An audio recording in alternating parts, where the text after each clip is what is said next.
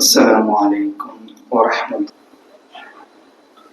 الحمد لله نحمده ونستعينه ونؤمن به ونتوكل عليه ونعوذ بالله من شرور أنفسنا ومن سيئات أعمالنا. من يهده الله فلا مضل له ومن يضلل فلا هادي له. وأشهد أن لا إله إلا الله وحده لا شريك له وأشهد أن محمدا عبده ورسوله أرسله بالهدى ودين الحق ليظهره على الدين كله ولو كره المشركون. اللهم صل على محمد وعلى آل محمد كما صليت على إبراهيم وعلى آل إبراهيم إنك حميد مجيد. اللهم بارك على محمد وعلى آل محمد كما باركت على إبراهيم وعلى آل إبراهيم إنك حميد مجيد. أما بعد فإن خير الحديث كتاب الله وخير الهدي هدي محمد صلى الله عليه وسلم وشر الأمور محدثاتها وكل محدثة بدعة وكل بدعة ضلالة وكل ضلالة في النار. أعوذ بالله من الشيطان الرجيم. يا أيها الذين آمنوا اتقوا الله حق تقاته ولا تموتن إلا وأنتم مسلمون. يا أيها الناس اتقوا ربكم الذي خلقكم من نفس واحدة وخلق منها زوجها وبث منهما رجالا كثيرا ونساء واتقوا الله الذي تساءلون به والأرحام إن الله كان عليكم رقيبا. يا أيها الذين آمنوا اتقوا الله وقولوا قولا سديدا يصلح لكم أعمالكم ويغفر لكم ذنوبكم ومن يطع الله ورسوله فقد فاز فوزا عظيما. اتقوا الله يا عباد الله. സർവ്വരക്ഷിതാവായ അല്ലാഹു സുബ്ഹാനഹു വ തആലയെ സൂക്ഷിച്ച് ജീവിക്കണമെന്ന് സ്വയം മറക്കാതെ ഓരോരുത്തരെയും ഉണർത്തുകയാണ്, വസിയത്ത് നൽകുകയാണ്. അൽഹംദുലില്ലാഹ്, വളരെ ആഹ്ലാദകരമായ ഈദിന്റെ ദിനം കഴിഞ്ഞ് വീണ്ടും റബ്ബിന്റെ ഭവനത്തിൽ വെള്ളിയാഴ്ച ദിവസം ഒരുമിച്ച് കൂടാൻ ഭാഗ്യം കിട്ടിയ സത്യവിശ്വാസികളാണ് നമ്മൾ ഓരോരുത്തരും. തീർച്ചയായും അല്ലാഹു സുബ്ഹാനഹു വ തആല നൽകിയ അനുഗ്രഹങ്ങൾ ഓരോന്നും മനസ്സിലാക്കി റബ്ബിന് നന്ദി ചെയ്ത് നീങ്ങാൻ പരിശ്രമിക്കുന്നവരാണ് നമ്മൾ ഓരോരുത്തരും. റബ്ബ് നമ്മുടെ എല്ലാവരുടെയും എല്ലാ നല്ല അമലുകളും നല്ല പ്രവർത്തനങ്ങളും നല്ല ഉദ്ദേശങ്ങളും എല്ലാം സ്വീകരിക്കുമാറാകട്ടെ. വന്നുപോയ അപാകതകൾ, അബദ്ധങ്ങൾ റബ്ബ് നമുക്ക് ഏവർക്കും വിട്ട് പുറത്ത് മാപ്പാക്കി തരുമാറാകട്ടെ. തീർച്ചയായും സ്കൂളുകളൊക്കെ അടച്ചു, വിദ്യാഭ്യാസ സ്ഥാപനങ്ങളൊക്കെ അവധിയായി. സ്വാഭാവികമായും പലപ്പോഴും മക്കളും ചെറിയ പ്രായത്തിലുള്ളവരും പുതുതലമുറയിൽപ്പെട്ടവരും ഒക്കെ അധികവും വീട്ടിൽ തന്നെ കഴിയുന്ന ഒരു സാഹചര്യമാണ് ഇപ്പോൾ കടന്നു വന്നിട്ടുള്ളത്.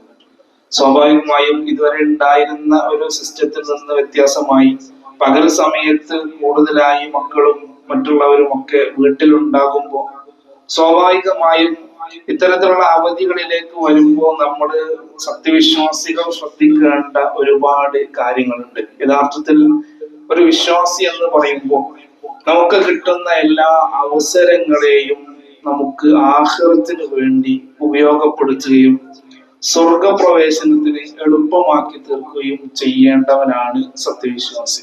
അത് ഏത് അവസരം നമ്മുടെ മുന്നിൽ കിട്ടിയാലും അത് എന്റെ ആഖിറത്തിലേക്ക്, എന്റെ പരലോകത്തിന് എങ്ങനെ ഗുണകരമാക്കി മാറ്റാൻ സാധിക്കും എന്ന ചിന്തയാണ് സത്യവിശ്വാസിയെ സംബന്ധിച്ചിടത്തോളം ഏത് സമയത്തും ഉണ്ടാവേണ്ടത്.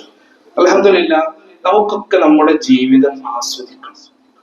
നമ്മുടെ ജീവിതം ആസ്വദിക്കണം. ഏത് ജീവിതം? ദുനിയാവിലെ ജീവിതവും ആസ്വദിക്കണം, പരലോക ജീവിതവും ആസ്വദിക്കണം. പ്രധാനപ്പെട്ട ചില കാര്യങ്ങൾ നമ്മളുടെ ജീവിതത്തിൽ നമ്മൾ ശ്രദ്ധ ചെലുത്തിയാൽ നമുക്ക് നമ്മുടെ ജീവിതം വളരെയധികം ആസ്വാദ്യകരമായ രീതിയിൽ നിലനിർത്തി മുന്നോട്ട് കൊണ്ടുപോകാൻ സാധിക്കുമെന്നുള്ളതാണ്. ഈ ഒരു സമയത്ത് നമ്മൾ ശ്രദ്ധിക്കേണ്ട ഏറ്റവും പ്രധാനപ്പെട്ട ഒരു കാര്യം എന്നുള്ളത്, നമുക്ക് മുന്നിൽ രണ്ട് മാർഗമാണ് ഉണ്ടാകുന്നത്. ഒന്ന്, പ്രവാചകൻ സല്ലല്ലാഹു അലൈഹി വസല്ലം പഠിപ്പിച്ചു തന്ന വിശുദ്ധ ഖുർആനിന്റെയും ഹദീസുകളുടെയും ഒക്കെ അധ്യാപനങ്ങളിലൂടെ നമുക്ക് തെളിഞ്ഞു കിട്ടുന്ന, നമ്മുടെ മനസ്സിന്റെ ഇച്ഛകൾക്ക് വിരുദ്ധമായ, എന്നാൽ നന്മ ആഗ്രഹിക്കുന്ന ആരും ആഗ്രഹിക്കുന്ന ഒരു ജീവിത മാർഗം, സിറാത്തുൽ മുസ്തഖീം, സ്വർഗത്തിലേക്കുള്ളത്. പക്ഷെ ആ മാർഗം ഒരല്പം പ്രയാസമായിരിക്കും, കുറച്ച് ബുദ്ധിമുട്ടുകൾ ഉണ്ടായിരിക്കും. പക്ഷെ അതിന് അതിൻ്റെതായ മാധുര്യവും എളുപ്പവും ആനന്ദവും ഉണ്ടാകും. നെല്ലിക്ക കഴിക്കുന്നത് പോലെ ആദ്യം കഴിക്കുമ്പോൾ അതിനൊരു ചവർപ്പും കയ്പും ഉണ്ടാകുമെങ്കിലും പിന്നീട് മധുരിക്കും. നമ്മുടെ ദീൻ ഒരിക്കലും കളഞ്ഞു കുടിക്കുന്ന അവസ്ഥ ഒരു സന്ദർഭത്തിലും സത്യവിശ്വാസികൾ എന്നുള്ള നിലക്ക് നമുക്ക് ഉണ്ടാകാൻ പാടില്ല. അല്ലാഹുവിന്റെ റസൂൽ സല്ലല്ലാഹു അലൈഹി വസല്ലം നമുക്ക് അറിയിച്ചു തന്നതാണ്, അധികം ആളുകളും വഞ്ചിക്കപ്പെടുന്നത് രണ്ട് അനുഗ്രഹങ്ങളിലാണ്. അധികം ആളുകൾ വഞ്ചിക്കപ്പെടുന്നത് രണ്ട് അനുഗ്രഹങ്ങളിലാണ്. ആരോഗ്യവും ഒഴിവു സമയവും. നമ്മളൊന്ന് ആലോചിച്ച് നോക്കുക. നല്ല ആരോഗ്യത്തോടെയുള്ള സമയത്ത്, പ്രത്യേകിച്ച് ഒരു പണിയില്ലാതെ ഒഴിവു സമയം കിട്ടിയാൽ അത് മിക്കവാറും ശൈത്താൻ പ്രാഞ്ചി കൊണ്ടുപോകും. അതിന് സമ്മതിക്കരുത്. മറിച്ച് ഒരു മുസ്ലിമിനെ സംബന്ധിച്ചിടത്തോളം മുസ്ലിമിന് ചെയ്യേണ്ടതായ ഒരുപാട് ഉത്തരവാദിത്തങ്ങളും കടമകളും കടപ്പാടുകളും ഒക്കെയുണ്ട്. അതുപോലെ തന്നെ അവന് വേണ്ടി തന്നെ ചെയ്യേണ്ടതായ ഒരുപാട് കാര്യങ്ങളുണ്ട്. ഇൻഷാ അല്ലാഹ് ഓരോന്നോരോന്നായിക്കൊണ്ട് അത് മനസ്സിലാക്കുക. ഏറ്റവും പ്രധാനമായി സത്യവിശ്വാസികൾ എന്നുള്ള നിലക്ക് നമ്മൾ ശ്രദ്ധിക്കേണ്ടത് നമ്മുടെ ഇബാദത്തുകൾ നന്നാക്കുക എന്നുള്ളതാണ്.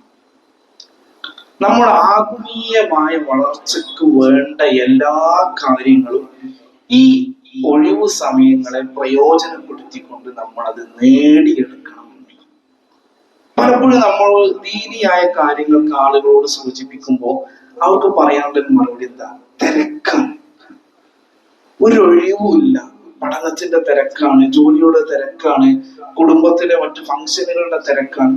ഈ തിരക്ക് കഴിഞ്ഞിട്ട് മനുഷ്യന് എന്തെങ്കിലും ചെയ്യാൻ പറ്റുമോ? തിരക്ക് കഴിഞ്ഞിട്ട് പ്രത്യേകിച്ച് ഒന്നും ചെയ്യാൻ കഴിയില്ല.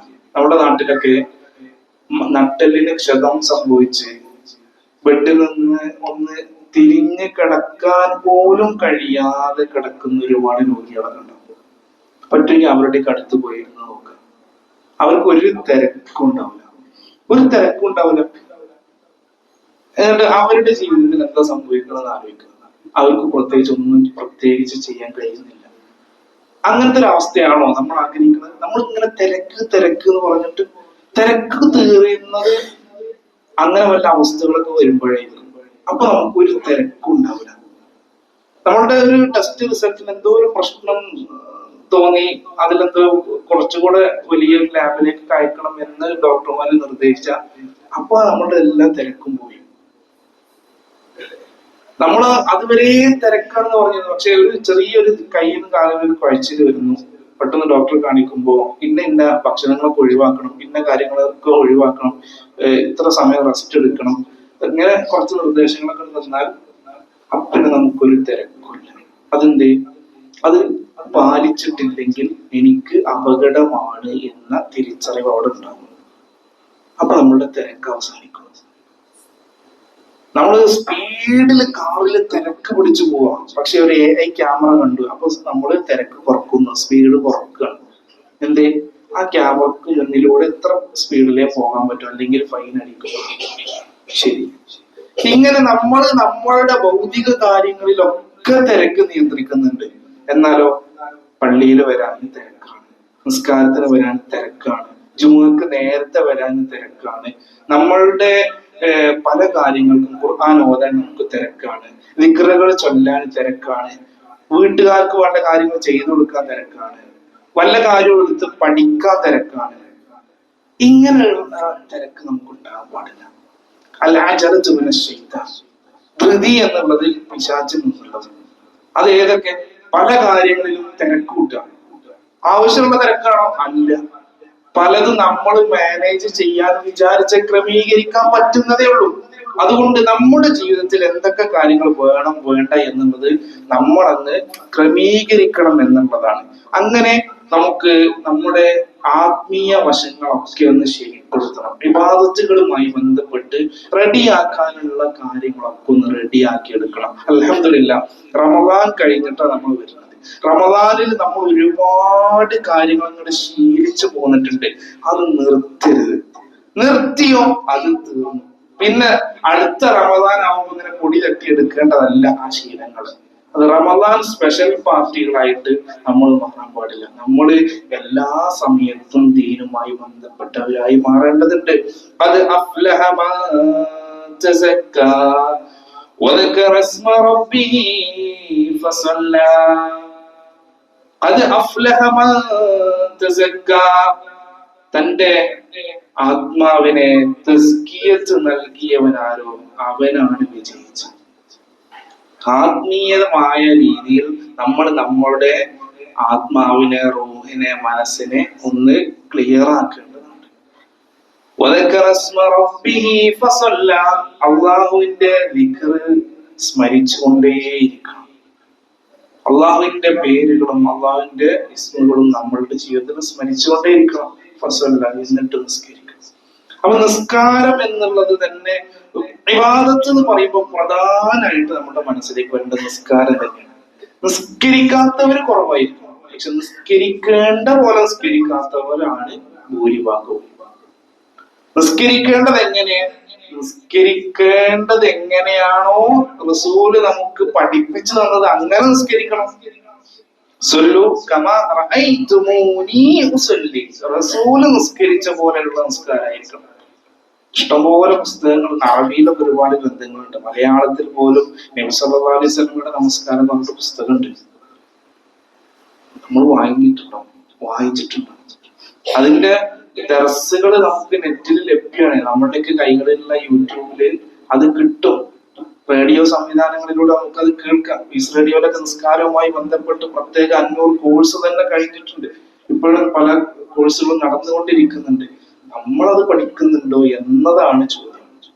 നമുക്ക് അവസരങ്ങളുണ്ട്, നമ്മൾ ഉപയോഗപ്പെടുത്തണം. നമ്മുടെ ഇബാദത്തുകളെയൊക്കെ ഒന്ന് നന്നാക്കേണ്ടതുണ്ട്.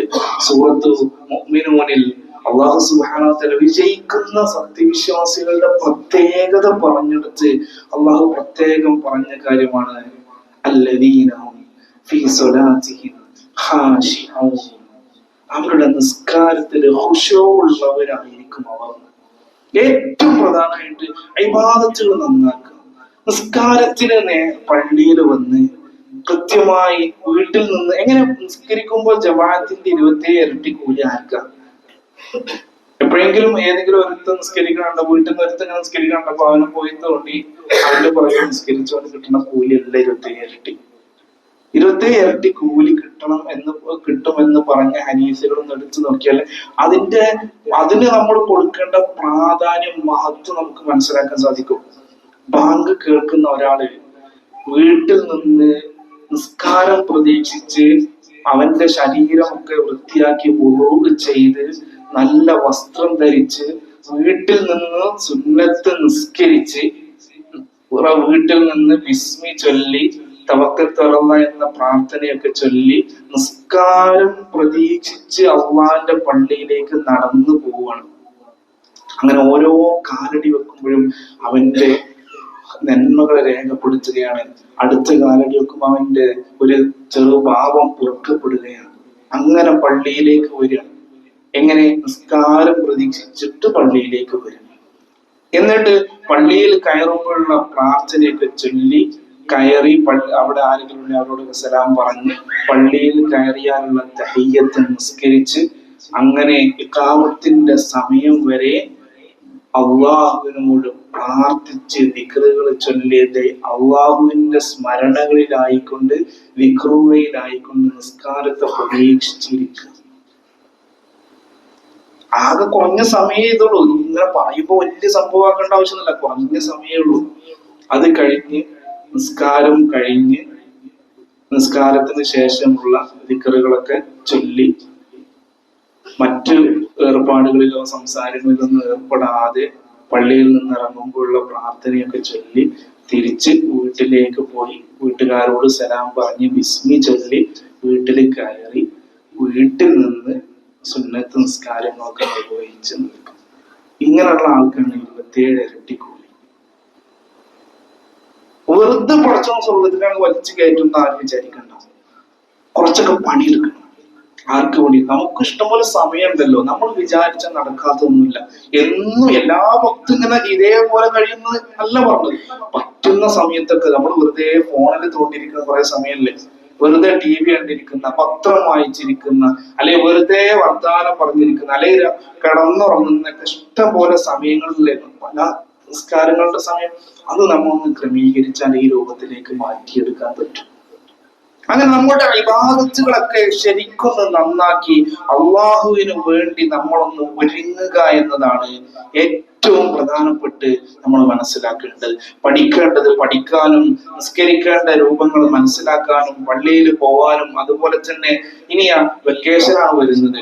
വീട്ടില് കുട്ടികളൊക്കെ ഇഷ്ടംപോലെ എല്ലാവരും പ്രത്യേകിച്ച് ഒരു പണിയും ഇല്ലാതെ ആകുമ്പോൾ മൊബൈൽ ഫോൺ എടുക്കും, TV തുറക്കും. പലതും ഹറാമുകൾ 90% ഹറാമുകളായിരിക്കും അതിൽ അവർ കാണുക, കേൾക്കുക, ഉപയോഗിക്കുക. അതൊക്കെ മാറ്റിയിട്ട് നല്ല ദീനി പ്രഭാഷണങ്ങൾ അവർക്ക് ഇട്ട് കൊടുക്കണം. ചെറിയ കുട്ടികൾക്ക് വേണ്ടി ഇറക്കുന്ന പ്രോഗ്രാമുകളും കാര്യങ്ങളൊക്കെ ഉണ്ടായിരിക്കും, മൊബൈൽ ഫോണിൽ തന്നെ കിട്ടുന്നു. അതൊക്കെ അവർക്ക് വേണ്ടി ആക്കി കൊടുക്കണം. ഇസ്ലാമിക വിരുദ്ധമല്ലാത്ത കാര്യങ്ങളിലൂടെ തന്നെ അവരുടെ മൊബൈൽ ഉപയോഗവും ടാബ്ലറ്റിന്റെ ഉപയോഗവും മറ്റൊക്കെ നിയന്ത്രിക്കാൻ രക്ഷിതാക്കൾക്ക് പറ്റണം. അല്ലാത്തവരെ ആ സാധനം കൊടുക്കരുത്. അതിൽ തന്നെ കൃത്യമായ സമയം വെച്ച് കൊടുക്കണം. വീട്ടിലൊക്കെ ഉണ്ടാകുന്ന കുട്ടികളെ വീട്ടിൽ തന്നെ അടച്ചിട്ട് എഴുതി പുറത്തു പോയി പരസ്പരം അങ്ങോട്ടും ഇങ്ങോട്ടൊക്കെ മനസ്സിലാക്കി അടുത്തുള്ള കുട്ടികളുമൊക്കെ ഇടപഴകി കളിക്കാനും മറ്റുള്ള അവസരം ഉണ്ടാക്കി കൊടുക്കണം. കളിച്ച് വലിയ അപകടം ഉണ്ടാക്കണം എന്നല്ല പറഞ്ഞാല് പല കുളത്തിലും പോയി നീന്തിയിട്ട് മുങ്ങി മരിക്കുന്ന അത്തരത്തിലുള്ള അപകടങ്ങൾ വരാതെ ശ്രദ്ധിക്കുക. എന്നാൽ അവർക്ക് കിട്ടേണ്ട ശിക്ഷണങ്ങളും തർബീയത്തുകളും പരിശീലനങ്ങളും ഒന്നും ലഭിക്കാതെ പോകുന്ന അവസ്ഥയുണ്ടാവരുത്.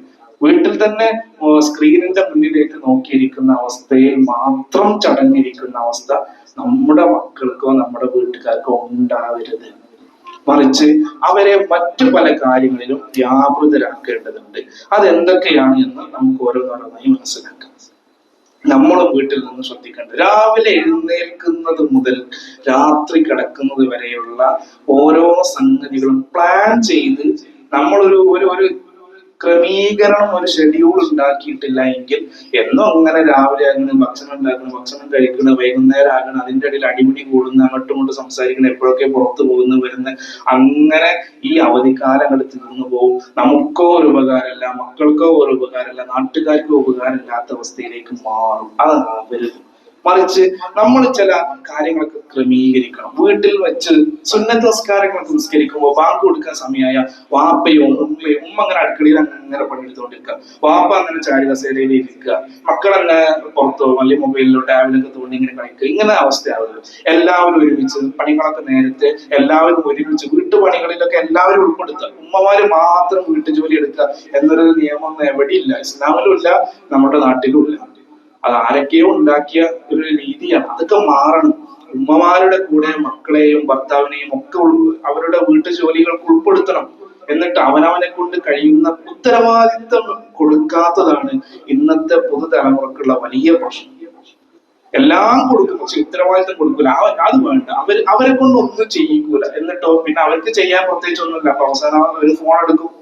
അതാവരുത്. മറിച്ച് എല്ലാവരും ഒരുമിച്ച് കാര്യങ്ങൾ ചെയ്യുക, ഒരുമിച്ച് വസ്ത്രം അലക്കുക, ഒരുമിച്ച് അല്ലെങ്കിൽ ഉമ്മ വസ്ത്രം അലക്കിയത് എടുത്തു കൊടുക്കുന്നു, മക്കളത് എടുത്ത് മടക്കി വെക്കുന്നു. ഓരോരുത്തർക്കും ഓരോ ഡ്യൂട്ടികൾ കൊടുത്ത് വീട്ടിലെ പണികളൊക്കെ പെട്ടെന്ന് തീർക്കുക. എന്നിട്ട് എല്ലാവരും ഒരുമിച്ചിരുന്ന് ഭക്ഷണം കഴിക്കുക. വീട്ടിൽ ബർക്കത്ത് ഉണ്ടാകാൻ അള്ളാന്റെ റസൂല് പറഞ്ഞ കാര്യം ഒരുമിച്ചിരുന്ന് ഭക്ഷണം കഴിക്കുക. പല വീട്ടിലെന്ത് സംഭവിക്കുക, ഭക്ഷണം കഴിക്കാൻ ഉമ്മ ഭക്ഷണം തയ്യാറാക്കും, അത് മേശയിൽ വിളമ്പി വെക്കും. മക്കളോ ഭർത്താവോ എപ്പോഴെങ്കിലും വന്നിട്ട് അവനാരും വേണ്ടത് ഓരോരുത്തർ എടുത്ത് ഇങ്ങനെ കഴിച്ചങ്ങനെ പോകും. പിന്നെ എല്ലാവരും കഴിഞ്ഞിട്ട് വല്ല ബാക്കി ഉണ്ടെങ്കിൽ ഉമ്മാന്റെ കൂടെയൊക്കെ കഴിഞ്ഞ് വന്നിട്ട് ഉമ്മ അത് എടുത്ത് കഴിച്ചിട്ട് പിന്നെ ഒക്കെ കഴിഞ്ഞൊരു 3-3:30 ആകുമ്പോൾ ഉമ്മ നിസ്കരിക്കുന്നത്. അങ്ങനത്തെ ഒരു അവസ്ഥ ഒരു വീട്ടിലും ഉണ്ടാവരുത്. സാധാരണ പലയിടത്തും നടക്കുന്ന രീതിയാണ്. മറിച്ച് ഒക്കെ ബാങ്ക് കൊടുക്കുമ്പോഴേക്ക് എല്ലാവരും ഒരുമിച്ച് പണികളൊക്കെ തീർത്ത് എല്ലാവരും ഉദവ് ചെയ്ത് പറ്റുന്നെങ്കിൽ എല്ലാവരും പള്ളിയിലേക്ക് പോകാൻ. എല്ലാ സ്ത്രീകൾ വീട്ടിൽ തന്നെ ആണെങ്കിലും വീട്ടിലുള്ളവര് ഉള്ള മകളുണ്ടാകും, മരുമകളുണ്ടാകും, അമ്മായിമ്മ ഉണ്ടാകും, ഉമ്മ ഉണ്ടാകും, പെങ്ങളുണ്ടാവും, വിരുന്ന് വന്നവരുണ്ടാവും. ഇവരൊക്കെ കൂടിയിട്ട് വീട്ടിലെ സ്ത്രീകൾ അവരും ഒരുമിച്ച് നിസ്കരിക്കണം. ആണുങ്ങളെല്ലാവരും പള്ളിയിലേക്ക് പോയി അവരും ഒരുമിച്ച് നിസ്കരിക്കണം. ഒത്തൊരുമ എന്നത് വെറുതെ ഉണ്ടാവൂല, ഉണ്ടാക്കിയാലേ ഉണ്ടാവുള്ളൂ.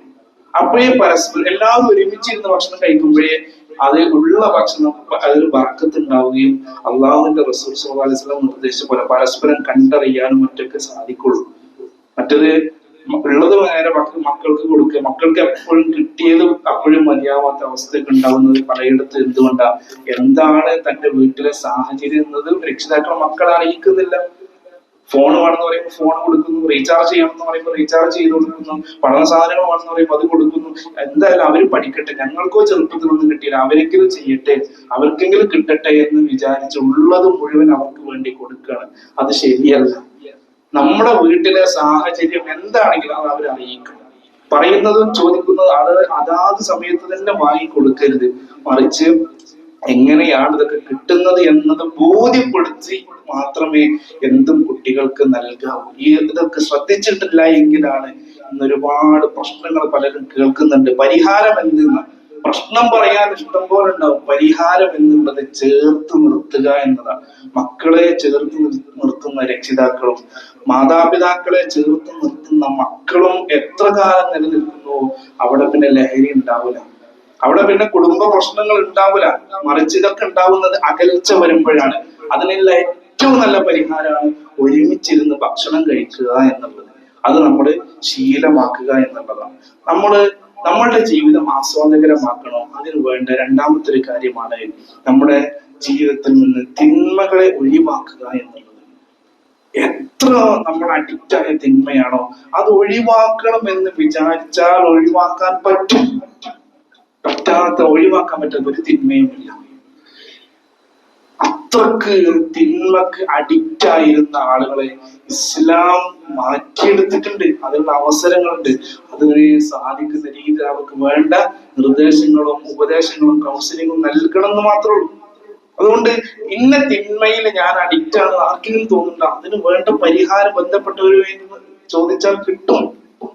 നമ്മുടെ മക്കളാവട്ടെ, വീട്ടിലുള്ളവരാവട്ടെ, ആർക്കും തിന്മകളിൽ തന്നെ വ്യാപൃതരാകേണ്ട ഒരവസ്ഥയും ഇന്നില്ല.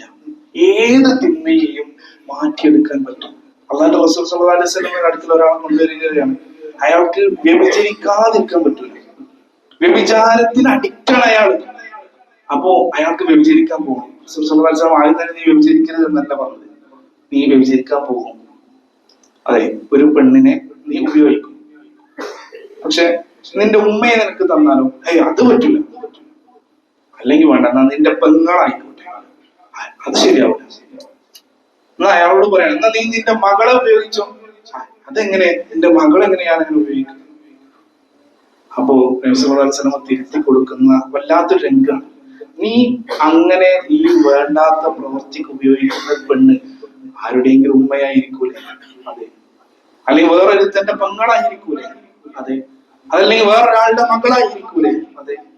അപ്പോ നിനക്കുണ്ടാകുന്ന അതേ വിഷമം എന്ത് അവർക്കുണ്ടാവില്ലേ? ഉണ്ടാവും. അങ്ങനെ ഓരോരുത്തരെയും മാനസികമായി മാറ്റിയെടുക്കാൻ നമുക്ക് പറ്റും. അതിന് വേണ്ട രീതിയിൽ അവർക്ക് വേണ്ടത് നൽകണം എന്നുള്ളതാണ് സൂചിപ്പിക്കാനുള്ളത്. തിന്മകൾ എന്ത് നമ്മുടെ ജീവിതത്തിലുണ്ടോ അതെല്ലാം തന്നെ നമ്മൾ ഒഴിവാക്കണം. അതിനെന്ത് വേണം? ഞാൻ ആരാണ്, എന്റെ ലക്ഷ്യം എന്താണ് എന്ന തിരിച്ചറിവുണ്ടായിരിക്കണം. സാഹചര്യങ്ങളെ ഇല്ലാതെയാക്കാതെ തിന്മകളിൽ നിന്ന് രക്ഷപ്പെടാൻ സാധിക്കില്ല. സാഹചര്യങ്ങളെ ഇല്ലാതെയാക്കാതെ തിന്മകളിൽ നിന്ന് രക്ഷപ്പെടാൻ സാധിക്കില്ല. ഒരു അവിഹിത ബന്ധമുണ്ട്, എന്നും വിളിക്കും അല്ലെങ്കിൽ ചാറ്റ് ചെയ്യും എന്നൊരവസ്ഥയാണ് എങ്കിൽ ചിലപ്പോ ഇൻസ്റ്റഗ്രാമിന്റെ അക്കൗണ്ട് അങ്ങ് ഡിലീറ്റ് ചെയ്യേണ്ടി വരും. മൊബൈൽ ഫോണിന്റെ ആ നമ്പർ ഒഴിവാക്കേണ്ടി വരും.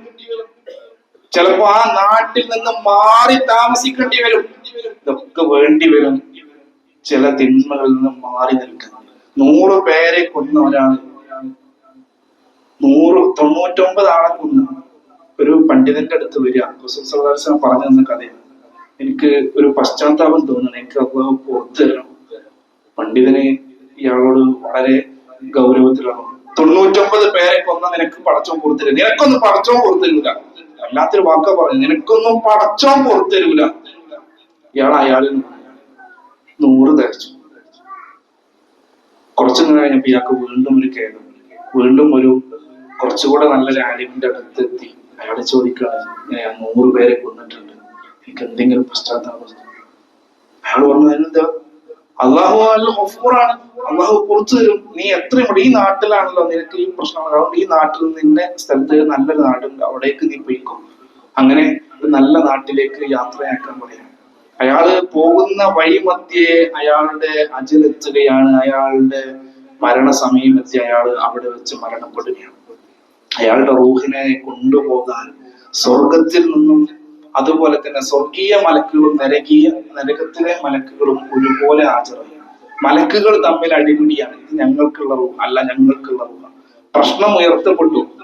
അങ്ങനെ നിർദ്ദേശം, അവർക്ക് മലക്കുകൾക്ക് നിർദ്ദേശം കിട്ടി. അയാൾ മരിച്ചു കിടക്കുന്ന സ്ഥലത്ത് നിന്നും 2 നാട്ടിലേക്കുമുള്ള ദൂരം അളന്നു നോക്കണം. അയാൾ വന്ന നാട്ടിൽ നിന്നാണ് ദൂരം കുറവ് എങ്കിൽ അയാളെ നരകത്തിന്റെ മലക്കുകൾ സ്വീകരിക്കട്ടെ. അതല്ല, അയാൾ പോകാൻ ഉദ്ദേശിച്ച നാട്ടിലേക്കാണ് ദൂരം കുറവ് എങ്കിൽ അത് അയാളെ സ്വർഗത്തിന്റെ മലക്കുകൾ സ്വീകരിക്കട്ടെ. അങ്ങനെ ദൂരം അളന്നു നോക്കുമ്പോൾ അയാൾ പോകാൻ ഉദ്ദേശിച്ച നാട്ടിലേക്കാണ് കുറച്ചുകൂടെ അടുത്ത് കിടക്കുന്നത്. അങ്ങനെ അയാളുടെ റൂഹിനെ സ്വർഗീയ മലക്കുകൾ ഏറ്റെടുക്കുക. കാരണം അയാളുടെ തൗബ റബ്ബ്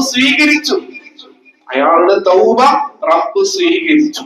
പക്ഷേ ഇയാള് മരിച്ച 100ാമത്തെ വ്യക്തി ഉണ്ട്, നിനക്കൊന്ന് പടച്ചോൻ കൊടുത്തരുക എന്ന് പറഞ്ഞ ഒരാൾ, അയാളെ റബ്ബ് നരകത്തിലേക്കാണ് പറഞ്ഞേക്കുന്നത്. എന്നിട്ട് അയാളോട് പറയുന്നത്, അള്ളാഹു ആർക്ക് പുറത്തു കൊടുക്കല എന്ന് തീരുമാനിക്കാൻ നിനക്കാർ അധികാരം തന്നു.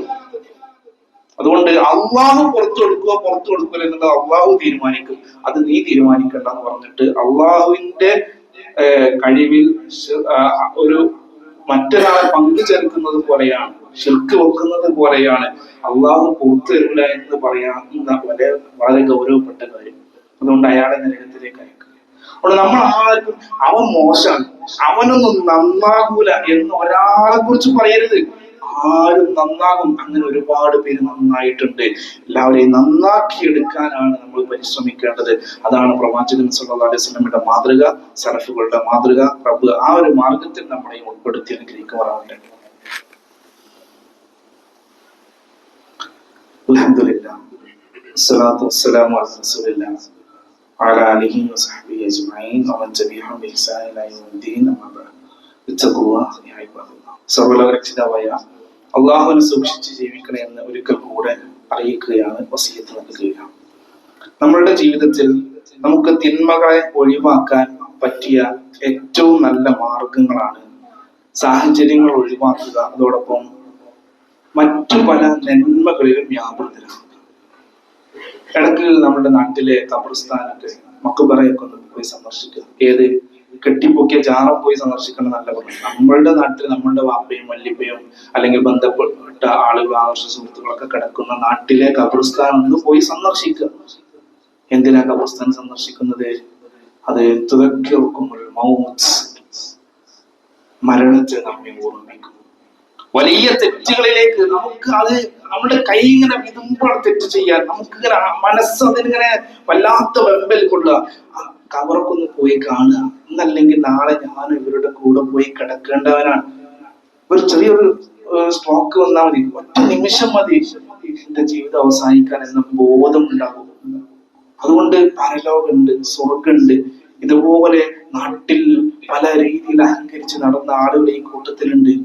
പല ട്രെൻഡിനനുസരിച്ച് ഡ്രസ്സ് ധരിച്ചിരുന്ന, ട്രെൻഡിനനുസരിച്ച് ഹെയർ സ്റ്റൈൽ ധരിച്ച് ആക്കിയിരുന്ന, പല കോലത്തിൽ ബൈക്കിൽ ചീറിപ്പാഞ്ഞിരുന്ന, കാറിൽ ചെത്തിപ്പൊളിച്ച് ഏസിയിട്ട് നടന്നിരുന്ന, പല രൂപത്തിൽ ഫ്രണ്ട്സിനൊപ്പം സെല്ലടിച്ചിരുന്ന ഒരുപാട് പേർ ഇന്നിതാ 6 അടി മണ്ണിൽ അവന്റെ ചങ്കുകളില്ലാതെ, ഫ്രണ്ട്സ് ഇല്ലാതെ, കൂട്ടുകുടുംബമില്ലാതെ, ആരുമില്ലാതെ ഒറ്റക്ക് അവിടെ കിടക്കുന്നുണ്ട്. ഇൻഷാ അല്ലാഹ് ഒരു ദിവസം ഞാനും അവരുടെ കൂടെ പോയി കിടക്കേണ്ടവരാണ്. സ്വന്തം മഹലിലെ കബർസ്ഥാനൊക്കെ ഒന്ന് പോയി നോക്ക്. ഇതിലേതോ ഒരു മൂലയില് ഒരു സമയത്ത് ഞാനും ഒന്ന് കിടക്കും. അന്ന് എന്റെ മയ്യത്ത് അവിടെ വെക്കും. 3 പടി മണ്ണിട്ട് എന്റെ ഉറ്റവരെല്ലാം തിരിച്ചു പോകുമ്പോ എനിക്കെന്ത് ബാക്കിയുണ്ടാകും എന്ന് ചിന്തിച്ച പിന്നെ തിന്മകൾക്ക് സാധിക്കൂല. ഒരു ലഹരിയും അപ്പൊ നമുക്ക് വരൂല. മരണമാണ് ഏറ്റവും വലിയ ലഹരി. അതുകൊണ്ട് മരിക്കുന്നുള്ള പേടി ഉണ്ടായതുകൊണ്ട് നമ്മള് മറ്റുള്ള ലഹരികളൊക്കെ മാറ്റിവെക്കുക, മറ്റുള്ള അഡിക്ഷനുകളൊക്കെ മാറ്റിവെക്കുക. മറ്റ് കാണാൻ പാടില്ലാത്ത കാഴ്ചകൾ കാണുന്നുണ്ടെങ്കിൽ എന്റെ കണ്ണ് നാളെ നരകത്തിലേക്ക് എറിയപ്പെടും, ഞാൻ ആ നരക തീച്ചൂളയിൽ കിടന്ന് എരിയേണ്ടി വരുമെന്ന് പേടിയുണ്ടെങ്കിൽ അത് മാറ്റിവെക്കാൻ സാധിക്കും. ഹറാമായ മ്യൂസിക്കും മറ്റൊക്കെ കേട്ട് സല്ലപിക്കുകയാണെങ്കിൽ എന്റെ കാതിലൂടെ ആ നരകത്തിന്റെ തീ കോരി ഒഴിക്കുമെന്നുള്ള ചിന്ത നമുക്കുണ്ടെങ്കിൽ അത് മാറ്റിവെക്കാൻ സാധിക്കും.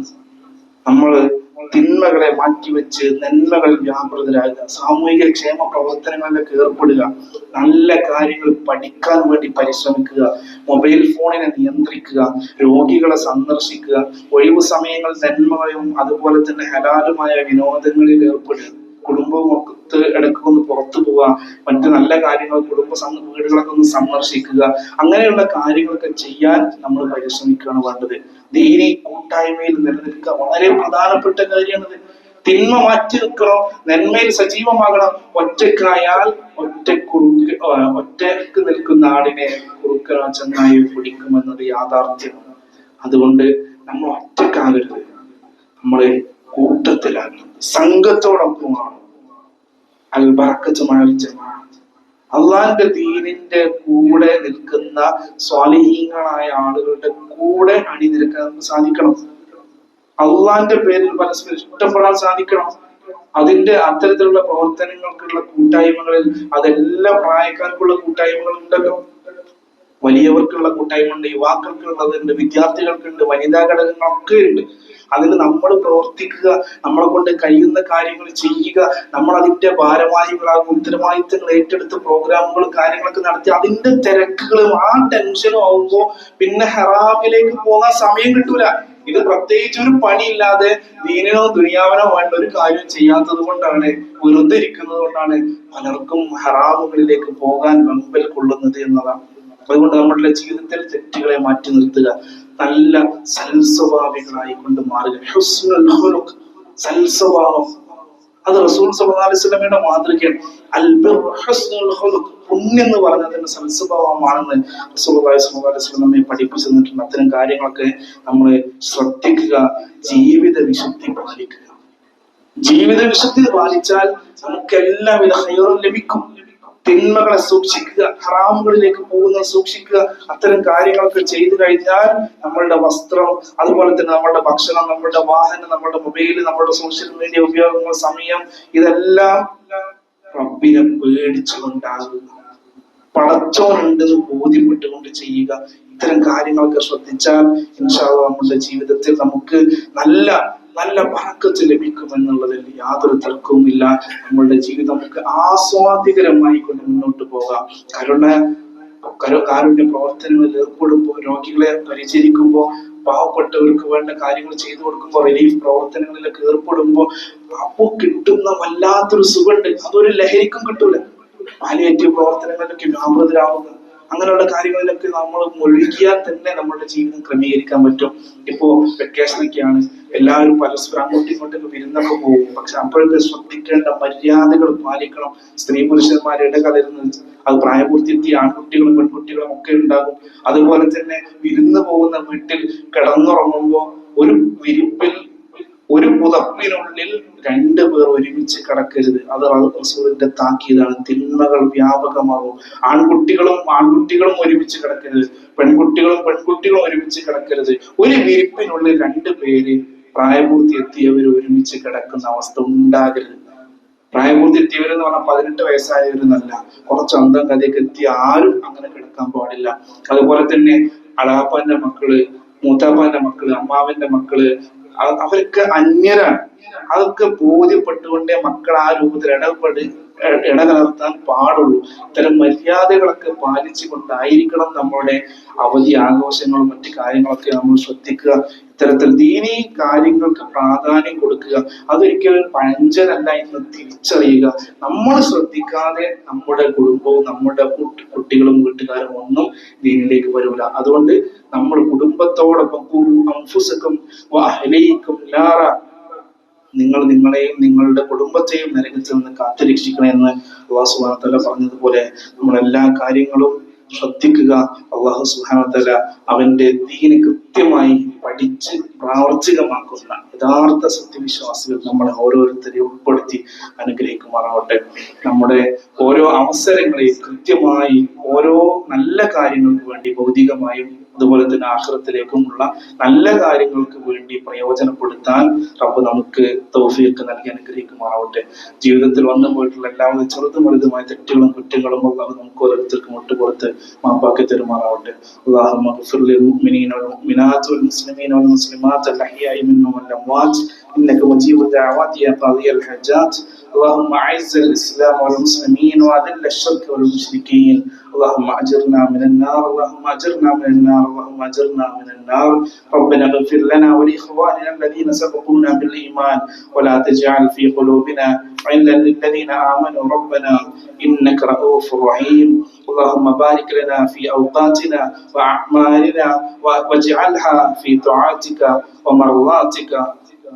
ربنا آتنا في الدنيا حسنة وفي الآخرة حسنة وقنا عذاب النار.